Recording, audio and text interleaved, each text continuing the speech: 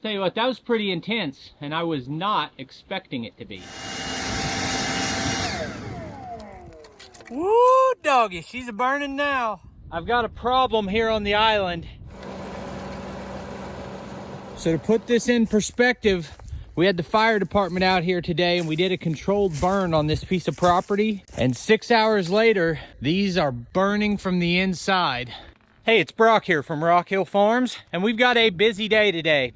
I'm gonna till a food plot for the new neighbor. We're going to work on burning a stump. I've got to mow the yard. I've got a problem with the pond, or a couple of them, that I'm gonna work on and get some of your advice. And it's Easter, so the grandkids will be here. Should be a lot of fun. So obviously I have to get out of the machine to hook up the hydraulic hoses here, but the auto connect is so nice. It's just so quick to change attachments compared to a tractor. This used to be a 40-acre property. Before we bought it, it was split into two 20-acre pieces. We bought 20 acres, and now we have a new neighbor on the other side, and he wants a spot to deer hunt. So we're gonna put in a food plot right here. We're about 100 yards from that stump that needs burned out. So as soon as this is done, we're gonna light it up. Now, all we're doing is mowing one little patch. Normally I would do that with the tractor, but I brought the skid steer up here just so I didn't have to bring two attachments. So we're gonna mow it with the skid steer, then we're gonna till it up.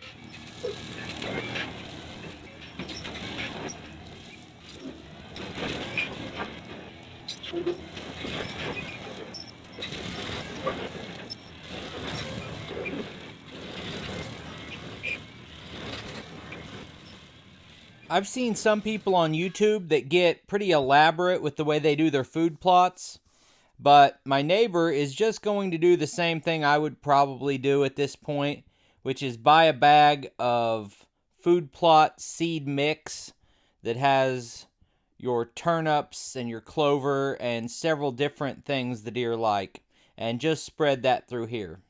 Maybe over time we'll get more complicated with it if needed.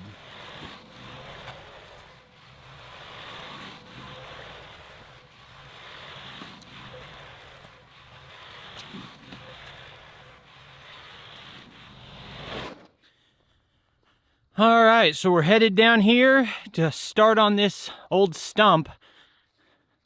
I've been burning this in the last few videos, and the progress on it has been really interesting to watch, and I've learned a few things that hopefully if I ever burn another one, I'll do a better job on it. This is now my third attempt at burning this stump out. The last time I messed with it was 9 days ago. And in that 9 days, I'm pretty sure it's rained at least once, if not 2 or 3 times. And as I come out here to just clear all the ash off, it started to relight itself.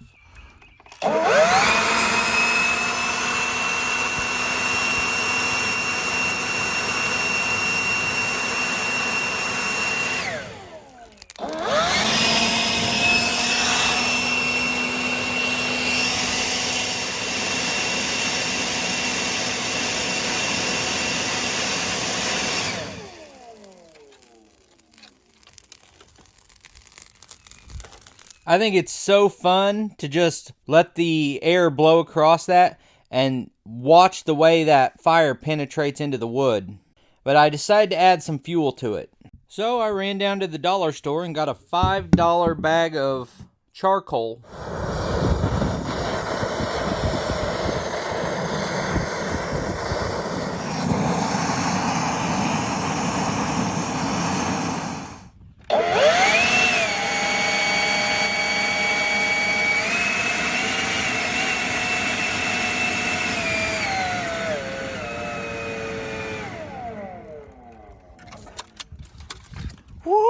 Doggy, she's a beaut, Clark.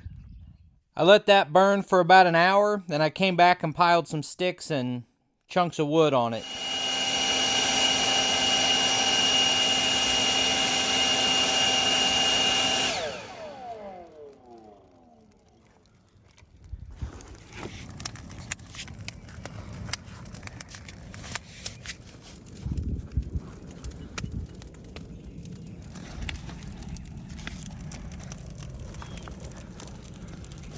Most of you probably know I got a new Hustler mower last year, but you're probably gonna notice this is not the same Hustler mower.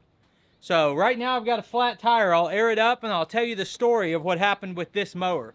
A little over a year ago, I got a deal with Hustler Mowers that allowed me to demonstrate a brand new Hustler X1. And that was a Cadillac of a mower. I absolutely loved it, but my deal with Hustler is up, and I got this Hustler mower, which is a fast track, and I found it on Marketplace.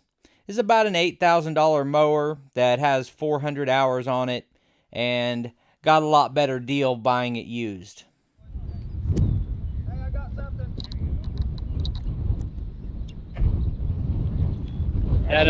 Is that the catfish or is that a turtle? I don't know what it is, but I got something. I don't think so. Is he moving? That looks more like a pound. No, that's your catfish. Hey, tighten this drag. That's the catfish. Connor, coming to you. Well, let me reel the slack real quick. Fast, dude. Oh my gosh, dude! Don't eat that. Not a bad bass out of this little pond. You guys who've been here a while remember the fight I had trying to get rid of the lily pads in this pond. They were just wall to wall across the whole pond, and I had a hard time getting rid of them. Manual removal didn't work at all. And they've been gone for a full year now. And right here on the perimeter, I see 2 here and 1 over there. I think, man, there's no way, once they spread, these things spread by sending their root system, you know, through the muck under the pond, and then they pop up in another spot, and it becomes a web of them, and you can't manually remove them. So anytime I see them, I'm gonna get them out right away.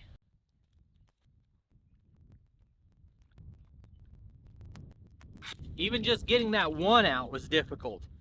Of course, there were thousands of them before. You let them spread, it's over. But you can't just, if you just grab the top, they just snap off. They'll grow back in a week. You got to get this root ball out.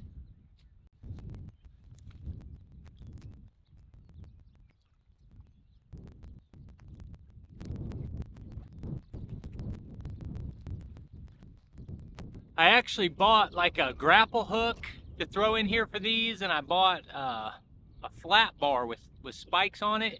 It's supposed to be to pull this stuff out, but for just a few, I don't even know if it's worth it. I'm just gonna dig them all out by hand.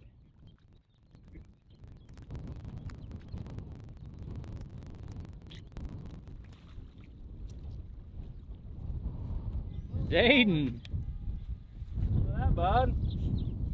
man, you have caught 3 big bass now. You hold him? Let's come over here. Can Can you hold him like you did this? You want to put your hand under him? Put your hand under him. There you go, just like that. Here. Put your hands up. Ow. That is a great fish, buddy. I didn't believe you really had one.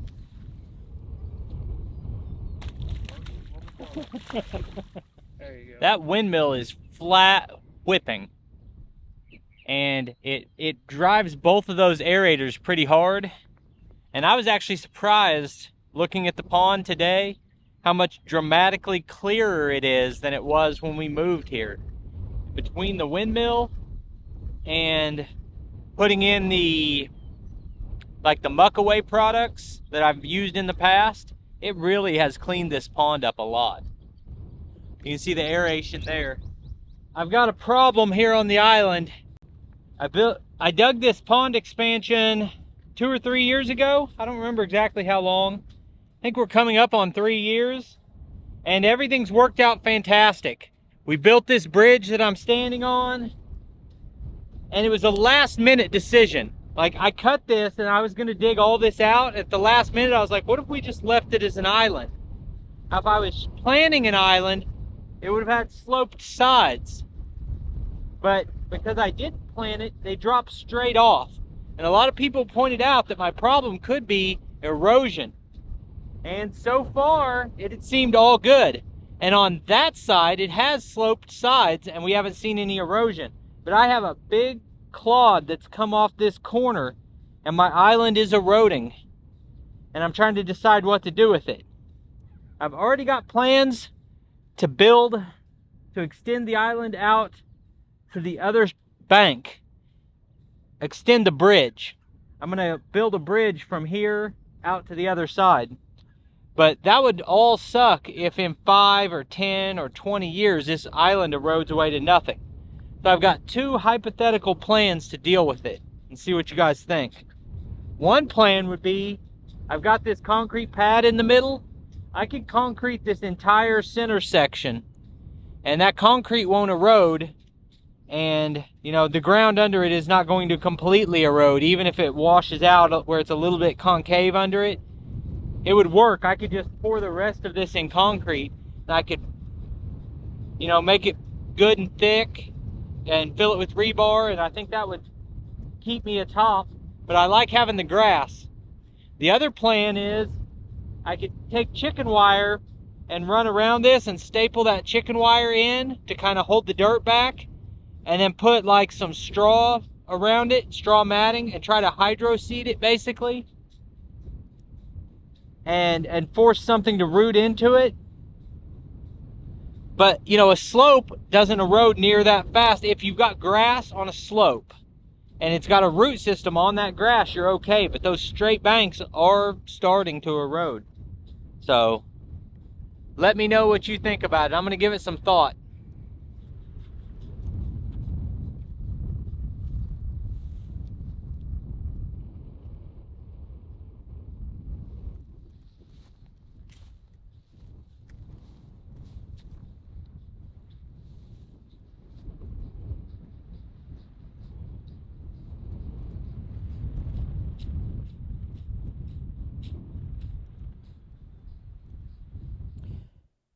While we were out burning, I saw this tree stump, and it just really bugged me. I'm trying to understand why this was cut the way it did. And basically, what I see is an angled back cut at a downward angle that badly missed where the face cut was at. I don't know if that's what actually happened, but just in case anyone out there was taught by someone or still feels like it's a good idea to make an angled back cut, it really isn't. People think that that angle on the back keeps the tree from falling backward, but that's like having something that is 6 foot tall and weighs a few hundred pounds and putting a single toenail screw in it and saying that's going to keep it from falling backward. That little wedge on the back has no leverage. I've watched detailed explanations of how this type of cut actually makes the tree more likely to fall backward the way you don't want it to go, and I've seen multiple actual examples of that happening to people who thought they were doing it the right way. If you were interested in that clip I put at the beginning of the video showing the trees burning at night, don't worry, that's coming up. You know, guys, I've been thinking a lot about the Quonset hut and why I built it and how I've been using it.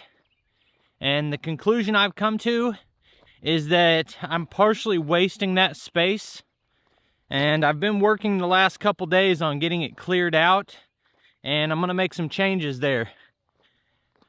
I always enjoy your interactions, so if you have an idea of what I'm going to try doing in the Quonset hut or what I should do with that building, let me know. But I don't think I'm going to use it to store those attachments that are lined up on the hill. That was actually pretty intense, and I didn't expect it to be. So a lot of you guys have been following along with my weight loss journey as I'm down 56 pounds since last fall, and I'm feeling a lot better, but I've been doing that all through diet. And the last probably 3 weeks, I've really been trying to kick exercise into that. Just got some dumbbells and just doing some curls and overhead presses, real simple stuff. And then I've been mandating, I got an Apple Watch. I didn't really care for those kinds of things, but I decided to get one to help with what I'm doing because it tracks your sleep, how much REM sleep, deep sleep, and core sleep, and it tracks your steps and your heart rate. And with all of that information, it lets you set goals. And like I set a goal that I want to be standing up at least 12 hours per day. I want to walk at least 10,000 steps every day. You got sleep goals. There's a bunch of different goals. But I've really been focusing on walking at least 10,000 steps a day. And for me, sometimes I make laps around the property where I can walk past the pond and up through the woods and stuff. But a lot of times I'll just go up and down my driveway because I've got a long driveway. And I just finished a 30-minute segment of that, which what I've been doing is just walking that. I'll walk it for 30 minutes and make sure I get my 10,000 steps. And if I didn't walk much that day, I might have to walk for over an hour to get my steps in. But if I was active all day, I don't have to walk. And I've always seen like the older people doing those walks and thought, what a waste of time. Like, we walk all the time. How's that really helping you? I was wrong. If you walk at a fast pace, it really can wear you out. And today, I started really a couple days ago, but I kicked it up today, that this long walk from my shop down to the road on the driveway, about the last 25% of that cycle, I sprint. And I haven't done a lot of sprinting in the last 10 years. So, walk 3/4 of a lap, sprint the last quarter. And doing that for 30 minutes, that gave me like 10 of those sprints. And had an average heart rate of 145 while doing it. And, well, I think I've been watching a lot of videos about health, diet, and exercise. And I think just making sure you walk 10,000 steps every day is completely underrated. So I've been doing little things to help make sure I get my steps. So if I go to the grocery store, I park all the way at the back of the parking lot. And that sounds like a small thing, but if you consistently do things like that, and you say, well, I want to go down to the pond, and I've been using the tractor today, I'm going to drive the tractor down there, just walk down there. And that's 400 steps to the pond and back, whatever it is, to get your 10,000. Anyway, it's been a great day. The grandkids were here. We caught fish. I got work done. I got my exercise in. And I really appreciate you guys taking time out of your day to spend with me. So thanks for watching the video. I'll put links on the screen to a couple more of our videos, and I'll see you next time. Literally never seen anything like this, not even close. And I'm going to fight my way back through the briars and into the woods at 2 a.m. to show it to you. So here's our first one. This one isn't quite as crazy. I think it's got vines that wrap around it, and those are primarily burning, but actually you can see it's going into the tree too. And then that one there is in the tree, but wait till you see the last one. So to put this in perspective, we had the fire department out here today, and we did a controlled burn on this piece of property. And 6 hours later, these are burning from the inside. And the reason they're burning like that is because they were standing dead. A healthy tree like this is not going to just burn like that. But we've got 5 of these that are just burning out of control here at 2 in the morning. See, that's actually getting hotter as it burns up. Okay, we've got another one there, and then we've got another one here. Look at that sucker burn just by lighting the grass down here.